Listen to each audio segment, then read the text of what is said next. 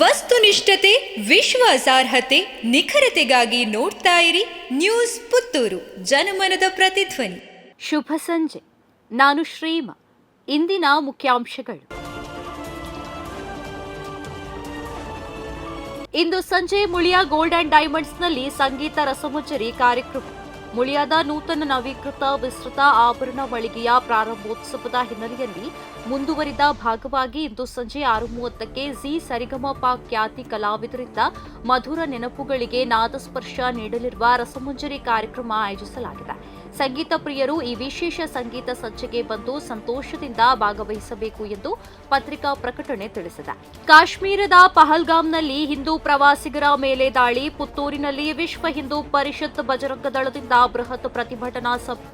ಕಾಶ್ಮೀರದ ಪಹಲ್ಗಾಮ್ನಲ್ಲಿ ಹಿಂದೂ ಪ್ರವಾಸಿಗರ ಮೇಲೆ ನಡೆಸಿದ ಭಯೋತ್ಪಾದಕ ದಾಳಿಯನ್ನ ಖಂಡಿಸಿ ವಿಶ್ವ ಹಿಂದೂ ಪರಿಷತ್ ಬಜರಂಗ ದಳ ಪುತ್ತೂರು ವತಿಯಿಂದ ಶ್ರದ್ಧಾಂಜಲಿ ಸಭೆ ಮತ್ತು ಪ್ರತಿಭಟನೆ ಬುಧವಾರ ಸಂಜೆ ಬಸ್ ನಿಲ್ದಾಣದ ಬಳಿ ಇರುವ ಗಾಂಧಿಕಟ್ಟೆಯಲ್ಲಿ ನಡೆಯಿತು.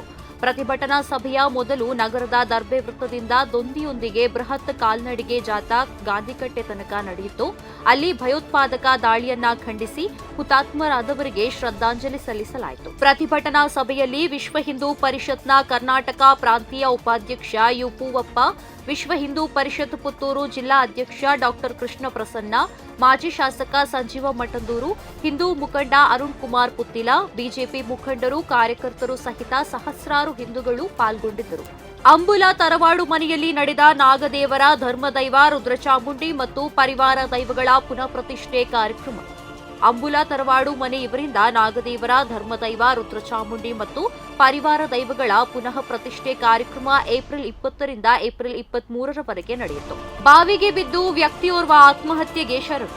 ಬಾವಿಗೆ ಬಿದ್ದು ವ್ಯಕ್ತಿಯೋರ್ವ ಆತ್ಮಹತ್ಯೆ ಮಾಡಿಕೊಂಡ ಘಟನೆ ಏಪ್ರಿಲ್ 24ರಂದು ಬೆಳ್ತಂಗಡಿ ಸಂತೆಕಟ್ಟಿಯಲ್ಲಿ ನಡೆದಿದೆ. ಮೃತ ವ್ಯಕ್ತಿ ಬೆಳ್ತಂಗಡಿ ನಿವಾಸಿ, ಪಟ್ಟಣ ಪಂಚಾಯತ್ ಮಾಜಿ ಅಧ್ಯಕ್ಷೆ ವೀಣಾರವರ ಪತಿ ವಿನೋದ್ ಎನ್ನಲಾಗಿದೆ.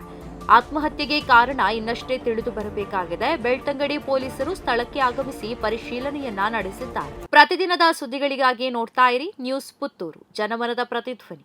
ಧನ್ಯವಾದಗಳು. ವಸ್ತುನಿಷ್ಠತೆ, ವಿಶ್ವಾಸಾರ್ಹತೆ, ನಿಖರತೆಗಾಗಿ ನೋಡ್ತಾ ಇರಿ ನ್ಯೂಸ್ ಪುತ್ತೂರು, ಜನಮನದ ಪ್ರತಿಧ್ವನಿ.